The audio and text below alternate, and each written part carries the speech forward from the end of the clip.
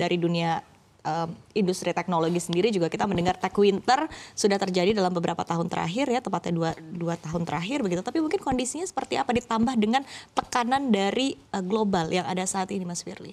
Ya, terima kasih Mbak Iva. Jadi memang situasi di dunia fintech ini menghadapi beberapa tantangan lah ya. Mungkin sebelum saya touch kepada tech winter dan tekanan global, kita ini sebenarnya very fortunate itu kita memiliki landasan hukum yang cukup kuat gitu. Jadi yaitu kemarin itu kita punya namanya undang-undang ada namanya Undang-Undang Nomor 4 Tahun 2023 itu soal P2SK atau sistem pengembangan dan penguatan sektor keuangan dari pemerintah mengeluarkan undang-undang tersebut, di mana di dalam undang-undang itu sektor fintech ini punya legitimasi yang kuat gitu. Disebutkan di dalam undang-undang itu bahwa financial technology adalah suatu industri yang ada di Indonesia dan diakui. Jadi sehingga secara landasan hukum kita memiliki legitimasi. Itu sisi positifnya, di mana artinya itu adalah sisi fintech ini diakui oleh pemerintah, ada undang-undangnya. Yang mana mungkin sebelumnya kami ini masih rancu gitu lah, apakah ada di sektor teknologi atau di sektor keuangan Finance, gitu. ya. Jadi masih agak rancu, dan pada waktu itu juga kita masih di bawah naungan OJK, GKD itu. Jadi masih ke dalam sandbox. Tapi dengan ada undang-undang ini, berarti legitimasi itu lebih kuat, dan kita ada naungan, ada komisioner sendiri di OJK yang menaungi soal fintech ini gitu. Nah, itu sisi positifnya. Nah, kemudian ada namanya itu dari tekanan global atau tech winter. Jadi kalau misalnya kita melihat dari domestik sendiri, itu pasca pandemi, itu sejak pandemi itu banyak perilaku behavior masyarakat itu yang berubah dari yang manual ke digital gitu kan.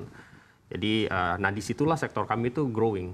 Jadi dari sektor dari peer-to-peer lending, payment system, terus dan lain sebagainya gitu loh. Dan ekosistem di sekitarnya itu growing very fast gitu.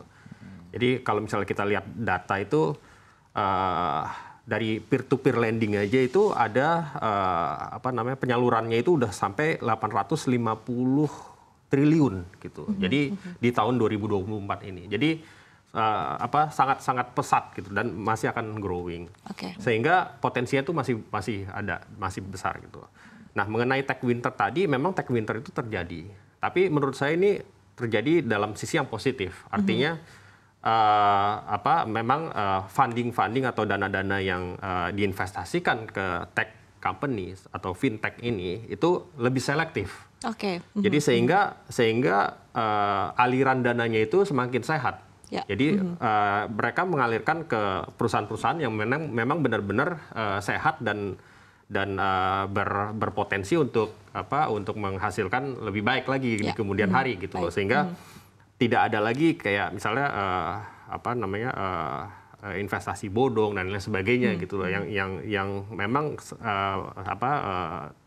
pernah terjadi di beberapa waktu yang lalu gitu. Jadi sehingga menurut saya ini adalah suatu hal yang positif gitu loh. Jadi sehingga fintech companies ini akan berkembang sesuai dengan dengan alami. Baik, ketika kita melihat kondisi yang ada saat ini, tadi Mas Rama sempat menyinggung ya bahwa posisi dolar yang terus menguat, rupiah juga melemah, ini kan menjadi sebuah tantangan tersendiri bagi sektor usaha secara umum begitu. Tapi dari sisi mungkin dari fintech sendiri, apakah dampak apa yang sebetulnya dirasakan begitu dari hal ataupun juga kondisi ini? Tadi sempat disinggung sedikit ya dari sisi pendanaan, ini kan juga memang sempat terhambat dalam beberapa tahun terakhir karena memang ada tech winter begitu. Tapi dengan adanya kondisi penguatan dolar, apakah ada efek khusus begitu yang dirasakan dari teman-teman di industri fintech sendiri, Mas Firly?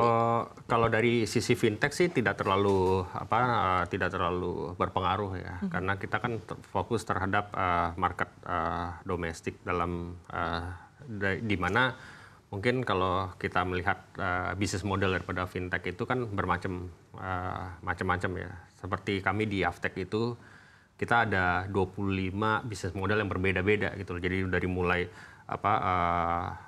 peer-to-peer lending, kasih peminjaman, terus ada crowdfunding, terus ada agregator, ada credit scoring, payment system dan lain sebagainya gitu loh. Jadi secara general sih mungkin nilai tukar tidak ada direct impact gitu terhadap fintech industry. Tetapi yang lebih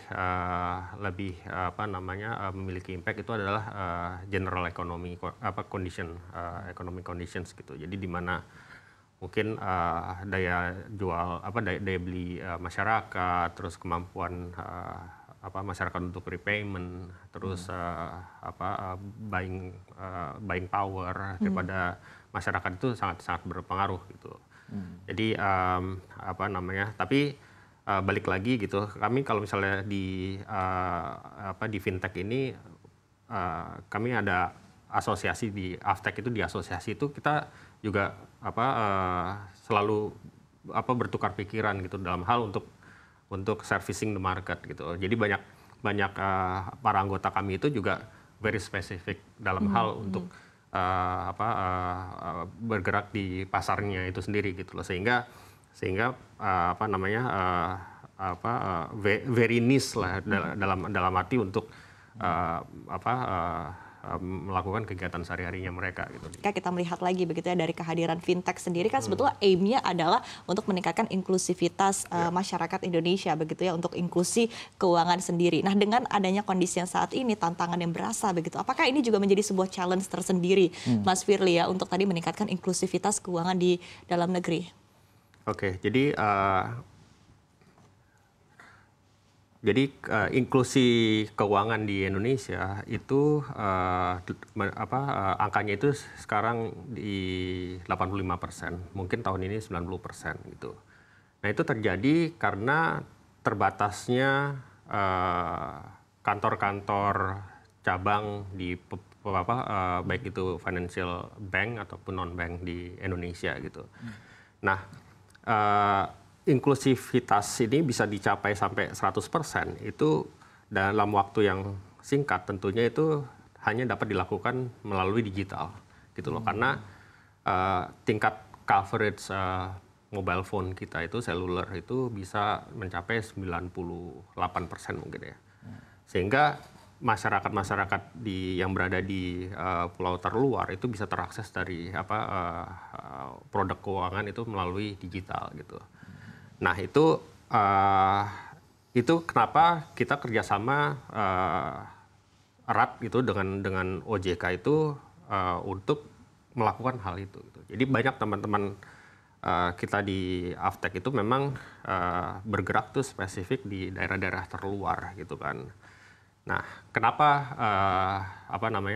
inklusivitas itu bisa terjadi dengan digital itu karena masyarakat itu lebih mudah untuk mengakses produk keuangan itu melalui ponsel gitu kan, karena ya rata-rata itu penyelenggara fintech itu melalui